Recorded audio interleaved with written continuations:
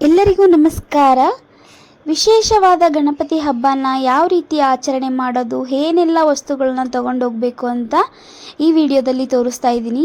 ಮೊದಲಿಗೆ ಅಕ್ಕಿ, ಬೆಲ್ಲ, ಅರಿಶಿನ, ಕುಂಕುಮ, ವಿಭೂತಿ, ನೀರು, ಕಾಯಿ ಹಾಗೆ ಹೂಗಳನ್ನು ತಗೊಂಡು ಹೋಗಿ ಗಣಪತಿನ ನೋಡಲಿಕ್ಕೆ ಎಷ್ಟು ಸುಂದರವಾಗಿದೆ, ಹಾಗೆ ನಮ್ಮ ಮನೆಯಲ್ಲಿ ಇವತ್ತು ಯಾವ ರೀತಿ ಗಣಪತಿ ಹಬ್ಬನ ಆಚರಣೆ ಮಾಡ್ತೀವಿ ಅಂತ ಈ ವಿಡಿಯೋದಲ್ಲಿ ತೋರಿಸ್ಕೊಡ್ತೀನಿ. ನಾವು ಮೊದಲಿಗೆ ಈ ರೀತಿಯಾದಂಥ ಗಣಪತಿನ ತಗೊಂಡಿದ್ದೀವಿ.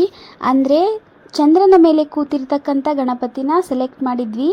ಅದಕ್ಕೆ ನೀರು ಸ್ವಲ್ಪ ಚುಮ್ಮಿಸಿ ಅರಿಶಿನ, ಕುಂಕುಮ, ವಿಭೂತಿನ ಹಚ್ಚಬೇಕು. ಅದಾದಮೇಲೆ ವಿಶೇಷವಾದಂಥ ಜನಿವಾರ ಅಂತ ಹೇಳ್ತಾರೆ, ಗಣಪತಿಗೆ ಜನಿವಾರನ ಹಾಕಿ ಗರಿಕೆ ಸೊಪ್ಪನ್ನು ಹಾಕಿ ಅಲಂಕರಿಸ್ತಾ ಇದ್ದೀವಿ.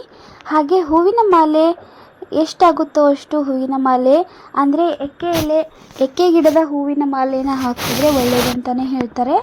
ನಾವಿವಾಗ ಎಲ್ಲ ಇಟ್ಬಿಟ್ಟು, ಅಂದರೆ ನಾವೇನು ಅಕ್ಕಿ, ಬೆಲ್ಲ ಹಾಗೆ ಎಲೆ, ಅಡಿಕೆ, ವಿಭೂತಿ ಎಲ್ಲ ತೊಗೊಂಬಂದಿದ್ವಲ್ಲ ಅದನ್ನೆಲ್ಲ ಗಣಪತಿಗೆ ಅರ್ಪಿಸಿ ಪೂಜೆ ಮಾಡಿಕೊಂಡು ಅದನ್ನು ಮನೆಗೆ ತೊಗೊಂಬಂದು ಕೂರಿಸೋದು. ಹಾಗೆ ಇವಾಗ ನೋಡ್ತಾ ಇದ್ದೀರಲ್ಲ, ಗಣಪತಿನ ತೊಗೊಂಬರ್ತಕ್ಕಂಥ ವ್ಯಕ್ತಿಗಳಿಗೆ, ಅಂದರೆ ಗಣಪತಿನ ಯಾರು ಹಿಡಿದಿರ್ತಾರಲ್ಲ ಅವರಿಗೆ ಕಾಲಿಗೆ ನೀರು ಹಾಕಿಬಿಟ್ಟು ಅರಿಶಿಣ ಕುಂಕುಮವನ್ನು ಹಚ್ಚಿ ಹಾಗೆ ಹೂವನ್ನು ಇಟ್ಟು ಅವರಿಗೆ ಆರತಿ ಮಾಡಿ ಒಳ ಕರ್ಕೋಬೇಕು. ಈ ರೀತಿಯಾಗಿ ಗಣಪತಿನ ಕರ್ಕೊಳ್ಳೋದ್ರಿಂದ ತುಂಬ ಒಳ್ಳೆಯದಾಗುತ್ತಂತಲೇ ಹೇಳ್ಬೋದು. ಹಾಗೆ ಇಲ್ಲಿ ನಮ್ಮ ಮಗು ಪೂಜೆ ಮಾಡ್ತಾ ಇದೆ. ಅಂದರೆ ಮನೆಯಲ್ಲಿ ಚಿಕ್ಕ ಮಕ್ಕಳು ಪೂಜೆ ಮಾಡೋದ್ರಿಂದ ತುಂಬ ಒಳ್ಳೆಯದಾಗುತ್ತೆ ಅಂತ ಹೇಳ್ತಾರೆ. ಹಾಗೆ ಇಲ್ಲಿ ನೋಡ್ತಾ ಇರ್ಬೋದು, ಕೆಂಪು ಆರತಿನ ಮಾಡಿಬಿಟ್ಟು ನಾನು ಗಣಪತಿನ ಒಳಗೆ ಕರ್ಕೊಳ್ತಾ ಇದ್ದೀನಿ. ಕೆಂಪು ಆರತಿ ಮಾಡಿ ಮತ್ತೊಂದು ಸಲ ಉದ್ದಿನ ಕಡ್ಡಿ ಹಚ್ಚಿ ನೀರು ಹಾಕಿಬಿಟ್ಟು ಕಾಲಿಗೆ ನಮಸ್ಕರಿಸಿ ಒಳಗೆ ಕರ್ಕೊಳ್ಳೋದು ಅಂತಲೇ ಹೇಳ್ಬೋದು. ಈ ರೀತಿಯಾಗಿ ಮಾಡೋದ್ರಿಂದ, ಕೆಂಪು ಆರತಿ ಮಾಡೋದ್ರಿಂದ ಹೊರಗಡೆ ದೃಷ್ಟಿ ತಾಗಿರುತ್ತಲ್ಲ ಆ ದೃಷ್ಟಿ ಎಲ್ಲ ಗಣಪತಿಯಿಂದ ಹೋಗಲಿ ಅಂತ ಹೇಳಿಬಿಟ್ಟು ಈ ರೀತಿ ಕೆಂಪು ಆರತಿ ಮಾಡೋದು. ಈ ರೀತಿ ಕೆಂಪು ಆರತಿ ಮಾಡಿಬಿಟ್ಟು ಮತ್ತೊಂದು ಸಲ ಕಾಲಿಗೆ ನೀರು ಹಾಕಿ ಗಣಪತಿನ ಒಳಗೆ ಬರ್ಮಾಡ್ಕೊಳ್ತಾ ಇದ್ದೀನಿ. ನಾವು ಗಣಪತಿನ ತರೋದಕ್ಕಿಂತ ಮುಂಚೆನೇ ಇಲ್ಲಿ ಅಲಂಕಾರನೆಲ್ಲ ಮಾಡಿದ್ದೆ ನಾನು. ಅಂದರೆ ಗೌರಿನ ಕೂರಿಸಿದ್ದೀನಿ. ಯಾಕಂದರೆ ಮೊದಲಿಗೆ ತಾಯಿ ಅಲ್ವಾ, ಹಾಗಾಗಿ ಗೌರಿ ಪೂಜೆ ಎಲ್ಲ ಮಾಡಿಬಿಟ್ಟು ಒಂದು ತಟ್ಟೆಗೆ ಅಕ್ಕಿ ಹಾಕಿ ಅದ್ರ ಮೇಲೆ ಸ್ವಸ್ತಿಕ್ ಬರೆದು ಅದಕ್ಕೆ ಸ್ವಲ್ಪ ಅರಿಶಿಣ ಕುಂಕುಮನೆಲ್ಲ ಹಚ್ಚಿಬಿಟ್ಟು ಎಲ್ಲ ರೆಡಿ ಮಾಡಿಬಿಟ್ಟೆ ನಾವು ಗಣಪತಿ ತರಲಿಕ್ಕೆ ಹೋಗಿದ್ವಿ. ಇದಾದಮೇಲೆ ಇವಾಗ ಗಣಪತಿನ ಕೂರಿಸಿದ್ದೀವಲ್ಲ, ಅದಕ್ಕೆ ಕಾಯಿ ಮೇಲೆ ಒಂದು ಸ್ವಲ್ಪ ಕರ್ಪೂರ ಹಚ್ಚಿಬಿಟ್ಟು ದೇವರಿಗೆ ಬೆಳಗಿ ಹೊರಗಡೆ ಎಲ್ಲ, ಅಂದರೆ ಬಾಗಿಲಿಗೆಲ್ಲ ಬೆಳಗ್ಗೆ ಬಂದಮೇಲೆ ಗಂಡ್ಮಕ್ಳು ಈ ರೀತಿಯಾಗಿ ಪೂಜೆ ಮಾಡೋದ್ರಿಂದ ಮನೆಗೆ ತುಂಬ ಶ್ರೇಯಸ್ ಅಂತಲೇ ಹೇಳ್ಬೋದು. ಹಾಗೆ ಮನೇಲೂ ಏನೋ ಒಂಥರ ಫೀಲ್ ಆಗುತ್ತೆ, ಪಾಸಿಟಿವ್ ಎನರ್ಜಿ ಬಂದಾಗುತ್ತೆ.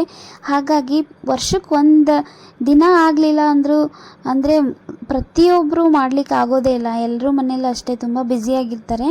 ಹಾಗಾಗಿ ಮಾಡೋರಿದ್ರೆ ಒಳ್ಳೆಯದು, ಮಾಡದೇ ಇರೋರು ಈ ರೀತಿಯಾಗಿ ವರ್ಷಕ್ಕೆ ಹಬ್ಬದಲ್ಲಿ ಬಂದಾಗಾದರೂ ಮಾಡಿದರೆ ತುಂಬ ಒಳ್ಳೆಯದಂತಲೇ ಹೇಳ್ಬೋದು.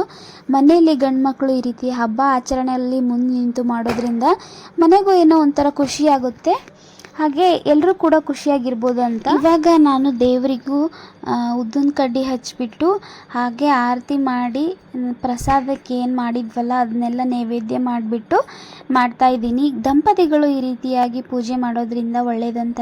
ನಾವು ಅದೇ ರೀತಿ ಪ್ರತಿ ವರ್ಷ ಮನೆಯಲ್ಲಿ ಗಣಪತಿನ ಕೂರಿಸಿ ಈ ರೀತಿಯಾಗಿ ಪೂಜೆಗೆ ಅಲಂಕಾರ ಮಾಡ್ತೀವಿ. ಹಾಗೆ ಇವಾಗ ನಾನು ಕೂಡ ಆರತಿ ಮಾಡ್ತಾ ಇದ್ದೀನಿ. ಇದಾದಮೇಲೆ ಗಣಪತಿಗೆ ಇಷ್ಟವಾದ, ಅಂದರೆ ಪ್ರಿಯವಾದ ಕಡುಬು ಏನಿರುತ್ತಲ್ಲ, ಕಡುಬು ಹಾಗೆ ಮೋದಕನ ತಯಾರಿ ಮಾಡಿದ್ವಿ. ಅದನ್ನು ದೇವರಿಗೆ ನೈವೇದ್ಯ ಮಾಡೋದಂತಲೇ ಹೇಳ್ಬೋದು. ಹಾಗೆ ಇಲ್ಲಿ ನೋಡ್ತಾ ಇದ್ದೀರಲ್ಲ, ನಾನು 3 ಸಲ ಗಣಪತಿಗೆ ಈ ರೀತಿಯಾಗಿ ಮಾಡಿ, ಅಂದರೆ ಮೇಲಿಂದ ಕೆಳಗಡೆ ಬೆಳಗ್ಬಿಟ್ಟು ದೇವರಿಗೆ ಒಂದು ಸ್ವಲ್ಪ ಇದನ್ನ ಹಚ್ತಾ ಇದ್ದೀನಿ. ಈ ರೀತಿಯಾಗಿತ್ತು ಈ ನಮ್ಮ ಗಣಪತಿ ಹಬ್ಬ ಅಂತಲೇ ಹೇಳ್ಬೋದು ನಮ್ಮ ಮನೇಲಿ. ನಿಮ್ಮ ಮನೇಲಿ ಯಾವ ರೀತಿಯಾಗಿ ಗಣಪತಿ ಗೌರಿ ಹಬ್ಬನ ಮಾಡಿದ್ದೀರಿ ಅಂತ ಹೇಳಿ ಕಾಮೆಂಟ್ ಮಾಡಿ. ಈ ವಿಡಿಯೋ ಸ್ವಲ್ಪನಾದರೂ ಇಷ್ಟ ಆಗಿದ್ರೆ ಪ್ಲೀಸ್ ಒಂದು ಲೈಕ್ ಕೊಡೋದನ್ನು ಮರಿಬೇಡಿ. ಹಾಗೆ ನಿಮ್ಮ ಫ್ರೆಂಡ್ಸ್ ಆ್ಯಂಡ್ ಫ್ಯಾಮಿಲಿಗೂ ಕೂಡ ಶೇರ್ ಮಾಡಿ. ಹಾಗೆ ಇದಾದಮೇಲೆ ರಾತ್ರಿ ಮತ್ತೊಂದು ಸಲ ಕೆಂಪಾರತಿ ಮಾಡಿಬಿಟ್ಟು ದೇವರಿಗೆ ಬೆಳಗಿ ಅದನ್ನ ಹೊರಗಡೆ ಹಾಕೋದು, ಹಾಗೆ ಪಟಾಕಿಗಳನ್ನು ಹೊಡೆಯೋದಂತಲೇ ಹೇಳ್ಬೋದು. ಗಣಪತಿ ಹಬ್ಬ ಬಂದರೆ ಯಾರಿಗೆಲ್ಲ ಪಟಾಕಿ ಹೊಡೆದು ನೆನಪಿದೆ ನಿಮ್ಮ ಚಿಕ್ಕ ವಯಸ್ಸಲ್ಲಿ ಅಂತ ಹೇಳಿ ಕಾಮೆಂಟ್ ಮಾಡಿ. ನಾವು ಇದೇ ರೀತಿಯಾಗಿ ಗಣಪತಿ ಮುಂದೆ ಎಲ್ಲ ಇಟ್ಟಿರ್ತಕ್ಕಂಥ ವಸ್ತುಗಳನ್ನು ಇನ್ನೊಂದು ಸಲ ತೋರಿಸ್ತಾ ಇದ್ದೀನಿ.